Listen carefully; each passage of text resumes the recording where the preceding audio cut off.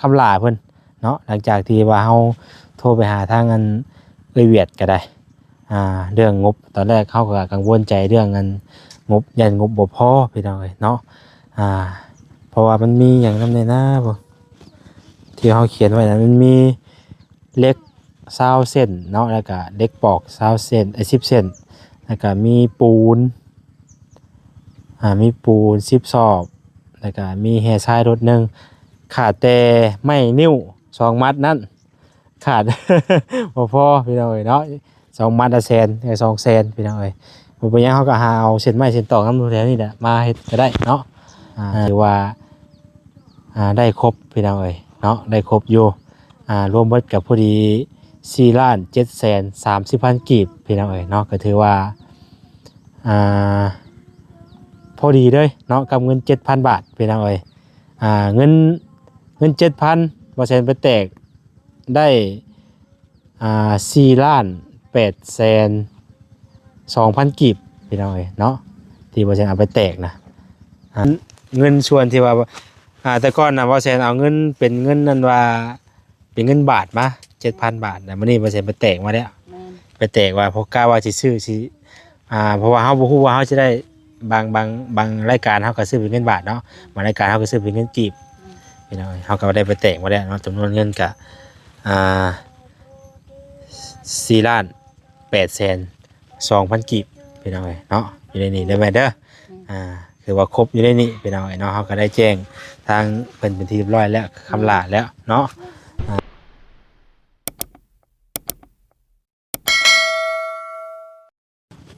พี่น้องเอ้ยสบายดีเนาะสบายดีเด้อพี่น้องเด้อเนาะสบายดีเบิดสุขุสู่คนพี่น้องเอ้ย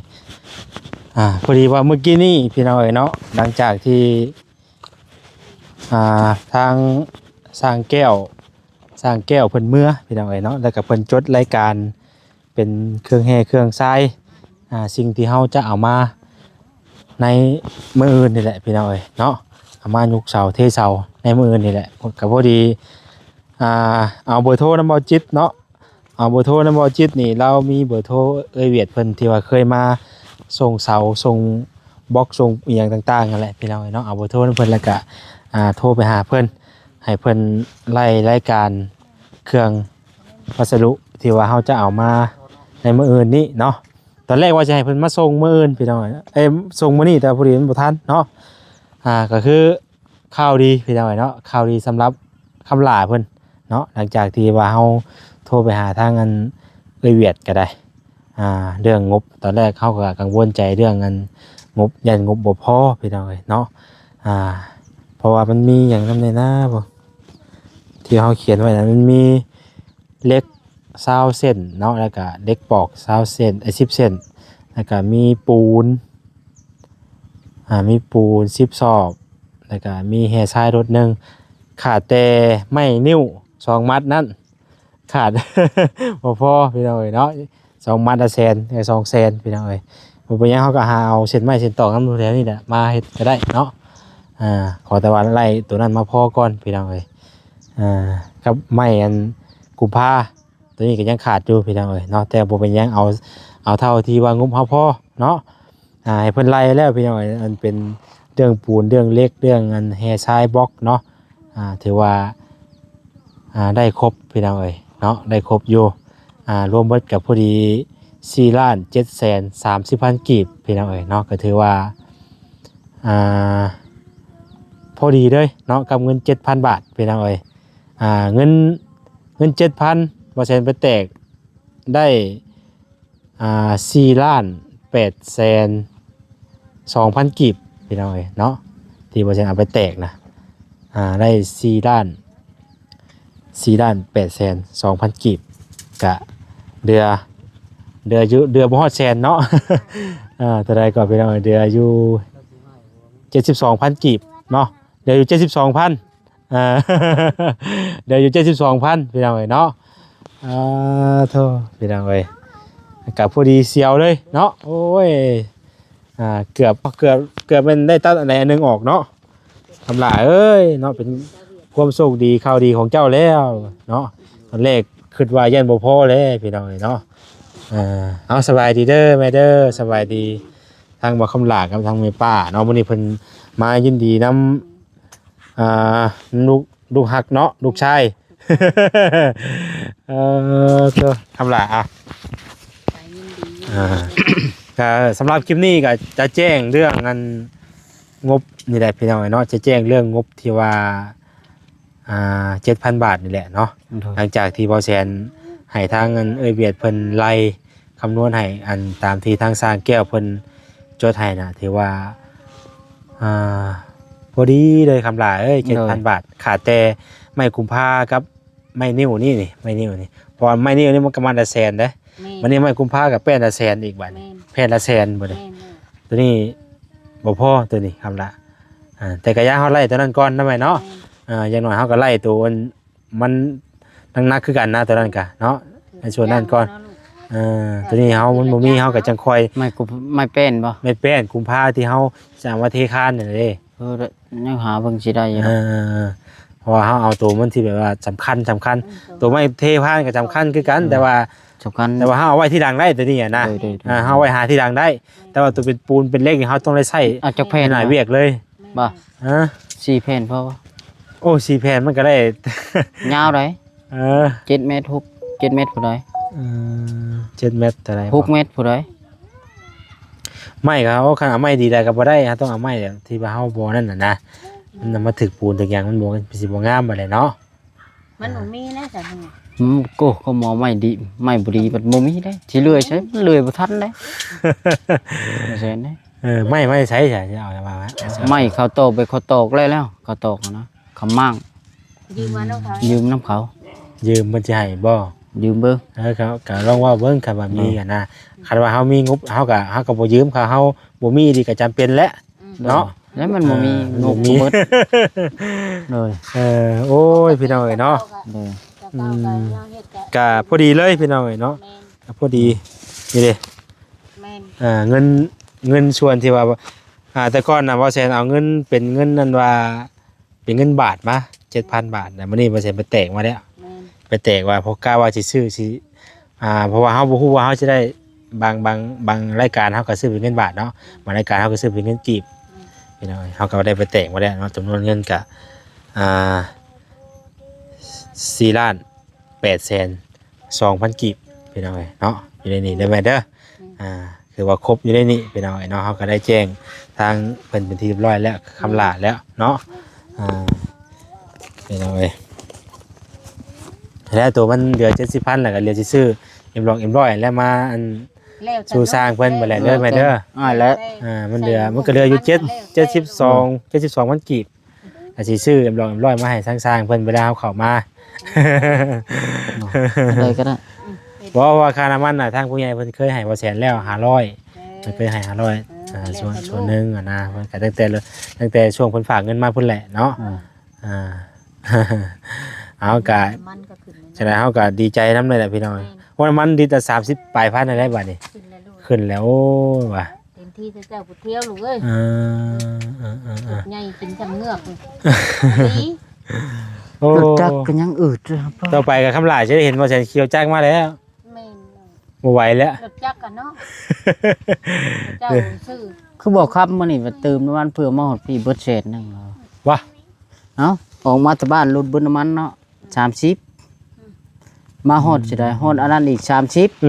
แล้วเนาะแม่นนะลูกเอ้ยมื้อนี้ทางแม่ป้าเพิ่นก็มาเติมอีกยินดีนำมันคำลาเนาะแม่เนาะแม่นยินดีในคำลาพี่น้องเอ้ยเนาะอย่าเติมเท่าน้อยใจนำทำคำลาหลายๆมันคือว่ามีของฝากของต้อนบ่แซนบ่มื้อนี้บ่เบิ่งอยู่หาพี่น้องเพิ่นได้หยังมาต้อนบ่แซนคือว่าสิรอว่าแม่เอาเงินให้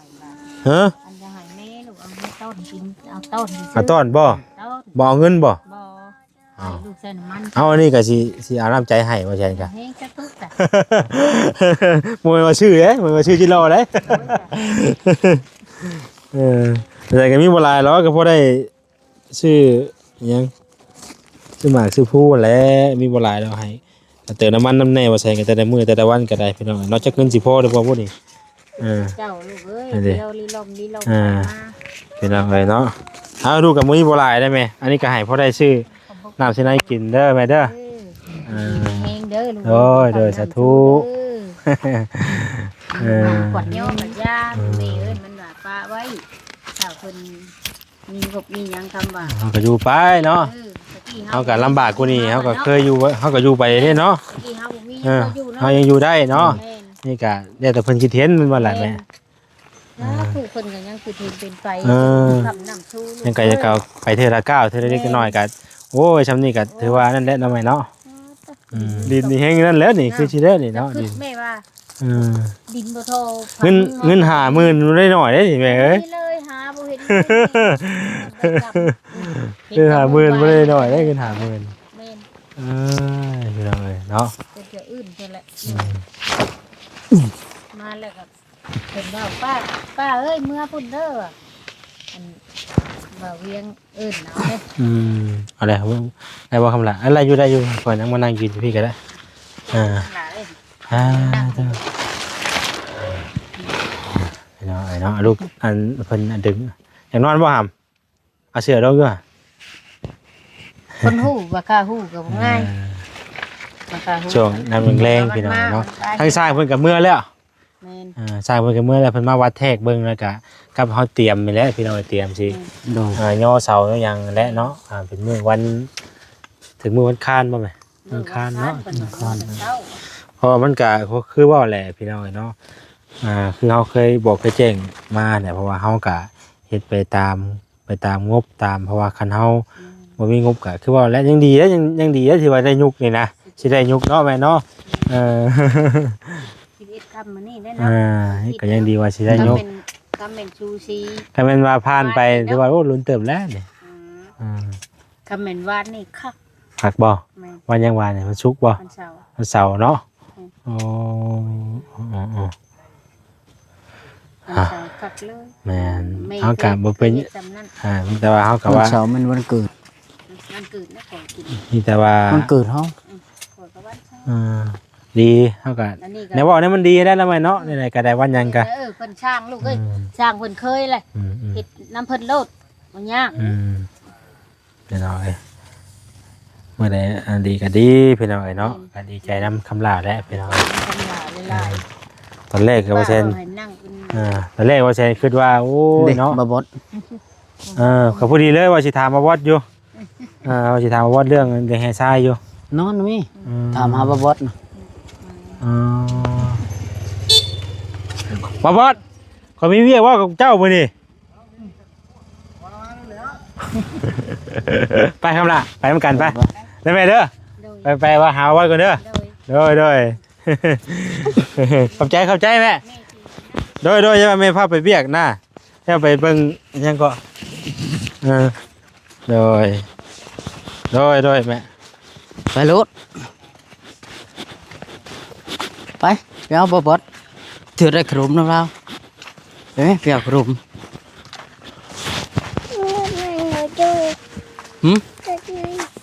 รถใหญ่เราบ่ขี่มาเราขี่รถจักรมาเอาไปเอาสบายแล้วก็โตหัวงอกมาแล้วเด้ว่าแล้วไปทางไหนมาทางไหนอยู่นี่คืออันแท้นี่สบายดีเด้อบอสนี่เนาะบ่ได้เห็นหน้าเห็นตาแต่โดนเลย อย่าใกล้ได้โทรรถลูกมันฮ้อนเลยโทรรถ โอ้ยใกล้รถบ่ได้ฮ้อนได้ ห้องนั้นมันหลาดแข่งติด ด่านนะฮะ เนาะ ไปได้มาฮอดเฮิงละ มาฮอดช่วงบ่ายโมง มันค่อยฮอดใหม่ๆค่อยไปยิงกระต่ายก็ นี่ ได้ คือตายป่ะ โคตรมัน ยิงอยู่พี่ นี่ก็ตายผู้เขาเอาไปนั่งคุยกันได้วันนี้ครับล่ะพี่น้องเอ้ยเนาะโอ้ย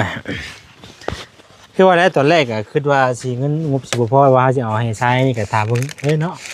ได้ว่าใช่ก็ว่าสิเอา ถามเบิ่งเลย มันก็พออยู่ได้บัดนี้เฮาก็ถามเพิ่นวันนี้บ่ได้มีคำว่ามันบ่พอบ่หยังก็เอาได้เด้เนาะ กี่คือบ่กิน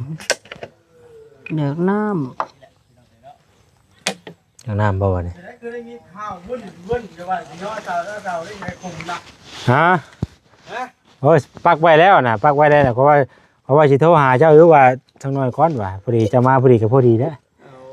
ตอนแรกน่ะค่อยกังวลใจเรื่องอันแห่ซ้าย ำอีก ยัง บ่ ค่อยบ่พอว่าสิโทรไปถามเจ้าว่า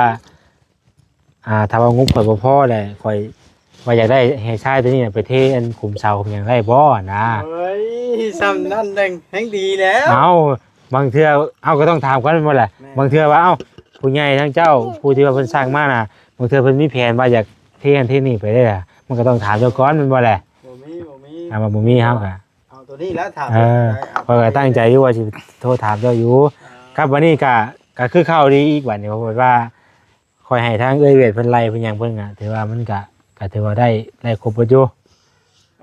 ได้ครบเบิดอยู่วันนี้นะพอดี 7,000 บาท พอดีบัตร7,000 บาท เพิ่นว่า ชื่อเครื่อง ไล่ตามที่ว่าเฮาทางแก้วเพิ่นเขียนไว้ได้ยังขาดแต่ไม้ริ้ว2มัดครับไม้กุพา อ๋อ บ่พอ แล้วงบค่าสร้างได้ซะ หัวสร้างทางตู้ซิด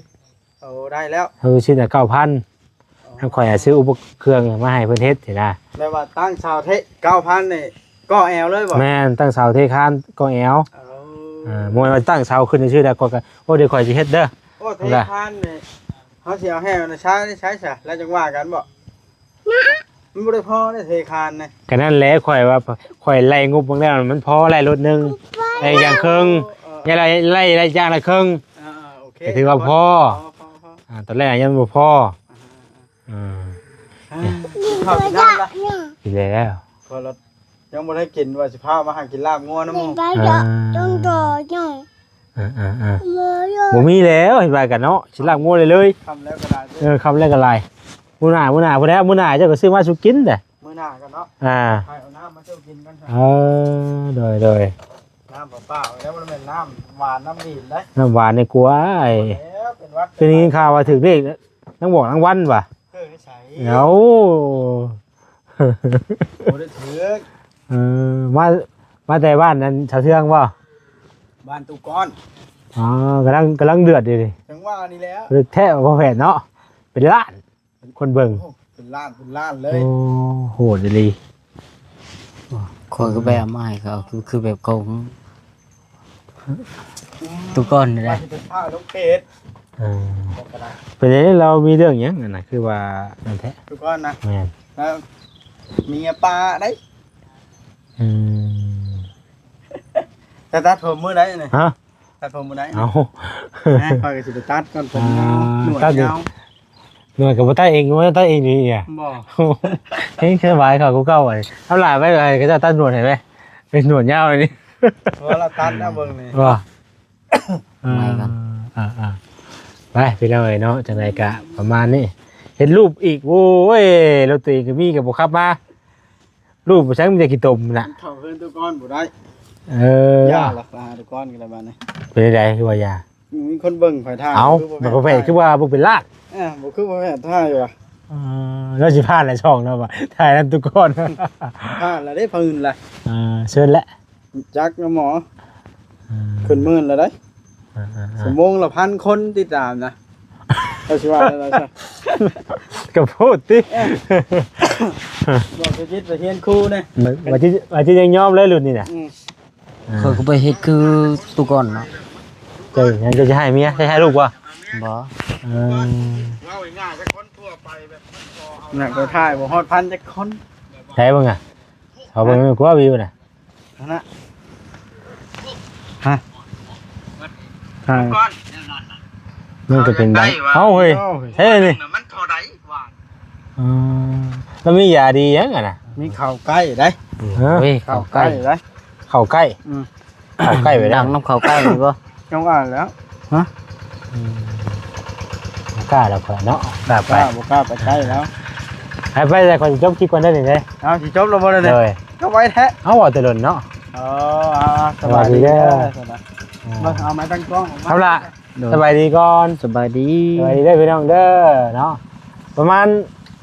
ช่วงบ่ายๆมื้อนี้เพิ่นสิมาส่งเนาะคุยกับเพิ่นเรียบร้อยแล้วฮะ แปลงได้จังหวะบ่าย เพราะว่าช่วงบ่ายๆเพิ่นสิมาส่งว่ะไปได้พี่น้องเนาะบ๊ายบายเด้อโอ้ยสบายดี เด้อบ่ทำลาเด้อ โดย